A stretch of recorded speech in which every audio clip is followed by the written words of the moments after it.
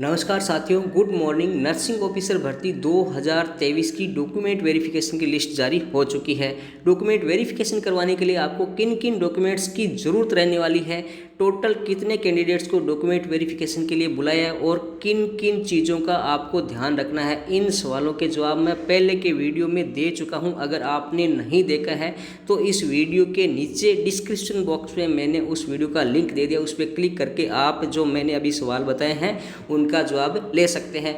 उस वीडियो पे मुख्य 3 कमेंट आ रहे हैं कि ये लिस्ट है वो किस तरीके से तैयार की गई है, इस लिस्ट में जो परसेंटेज दिए गए हैं उस परसेंटेज से मेरे ज़्यादा परसेंटेज है, फिर भी इस लिस्ट में मेरा नाम क्यों नहीं है, और क्या 1 या 2 लिस्ट और आने वाली है डॉक्यूमेंट वेरिफिकेशन के लिए। तो सभी सवालों के जवाब इस वीडियो में आपको मिलने वाले हैं। तो दोस्तों, यहाँ पे सबसे पहली बात है कि लिस्ट किस तरीके से तैयार की गई है।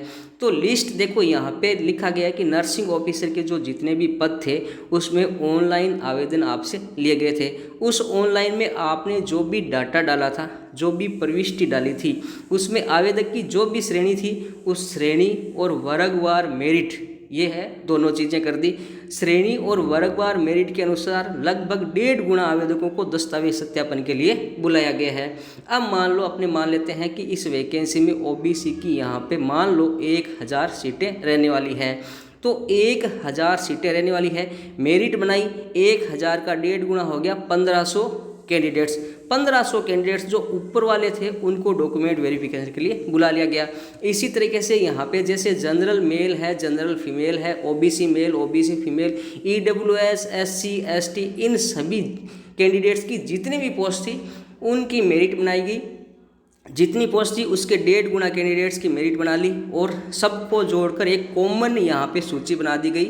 उस कॉमन सूची को मेरिट के अनुसार न डालकर अल्फ़ाबेटिकली डाल दिया। सबसे पहले ए कर दिया और उसके बाद में जेड कर दिया। इस तरीके से यहाँ पे लिस्ट है वो तैयार कर दी गई है। अब कई लोग यहाँ पे कह रहे हैं कि मेरे इस लिस्ट में नंबर है वो ज़्यादा है, फिर भी इस लिस्ट में है वो मेरा सिलेक्शन नहीं हो रहा है। तो दोस्तों, आपको घबराने की बिल्कुल भी ज़रूरत नहीं है। आप जब इस लिस्ट में देख रहे हैं तो आप अपनी कैटेगरी के कैंडिडेट्स को देखें। आप जैसे ओबीसी के हैं, एससी के हैं या एसटी के हैं, तो मान लो जैसे आप एसटी के हैं या जनरल के हैं। जनरल के अगर कोई कैंडिडेट्स लिस्ट देख रहा है तो वो जनरल के कैंडिडेट्स को देखें। जनरल के कैंडिडेट्स के इस लिस्ट में सबसे लोवेस्ट नंबर देख लें। बड़ा मुश्किल है, 600-700 पेज की है, लेकिन आपको देखना पड़ेगा। सबसे लोवेस्ट नंबर देख लें। उस लोवेस्ट नंबर से अगर आपके ज़्यादा परसेंटेज है फिर भी आपका लिस्ट में नाम नहीं है तो क्या करना है वो बता दूंगा। और उस लोवेस्ट जो लिस्ट में लोवेस्ट नंबर है उससे कम आपके नंबर है तो फिर आपका यहाँ पे सिलेक्शन होना नहीं है। ये चीज़ें हो गई है। क्या ये जो लिस्ट दी गई है सबका सिलेक्शन हो जाएगा? बिल्कुल नहीं होगा।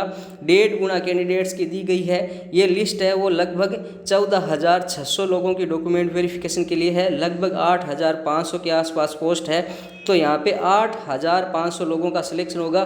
6,000 जो लोग हैं उनका भी इस लिस्ट में से सिलेक्शन नहीं होने वाला है। ये बात यहाँ पे साफ साफ है। किसी को भी दुखी होने या डिप्रेस होने की ज़रूरत नहीं है। अब इसके अलावा क्या चीज़ें रहने वाली है, मेरिट क्या रहेगी, तो मेरिट का अभी आंकड़ा यहाँ पे आया नहीं है, अल्फ़ाबेटिकली है। जल्दी वीडियो बनाकर सूचित कर दिया जाएगा। क्या एक और लिस्ट आएगी क्या? बिल्कुल आने की संभावना नहीं है, क्योंकि यहाँ पे 8,500 की लगभग पोस्ट थी, उसके 14,600 यानी 1.5 गुना की वैकेंसी की यहाँ पे डॉक्यूमेंट वेरिफिकेशन लिस्ट है वो जारी कर दी गई है। एक और लिस्ट आ सकती है जो नोट सेलेक्टेड कैंडिडेट्स है, जिन सब लोगों ने फॉर्म भरा था लेकिन इस डॉक्यूमेंट वेरिफिकेशन में लिस्ट में नाम नहीं आया, नोट सेलेक्टेड की लिस्ट है वो आ सकती है। उससे आपकी जो ये धारणा है कि मेरे परसेंटेज ज़्यादा है लेकिन लिस्ट में नाम नहीं आया, वो दूर हो सकती है। अब सच में जिनके परसेंटेज ज़्यादा है इस लिस्ट में, अपनी कैटेगरी का लोवेस्ट कैंडिडेट देख लिया है, उससे ज़्यादा है और आपका यहाँ पे लिस्ट में नाम नहीं है, तो आपको सीफू में जाना है और वहाँ पे रूम नंबर 103 है। उसमें आपके जो सभी डॉक्यूमेंट्स हैं उनकी सेल्फ अटेस्टेड कॉपी और आपकी जो भी समस्या है उसकी एप्लीकेशन लिख के यहाँ पे जमा करवा देनी है। सीफू के रूम नंबर 1 में आपकी जो भी क्वेरी होगी वो सोल्व कर ली जाएगी। लिस्ट किस तरह से तैयार की गई है, आपके जो 12वीं के परसेंटेज है प्लस आपके जो नर्सिंग के परसेंटेज है उनको यहाँ पे जोड़ लिया गया है।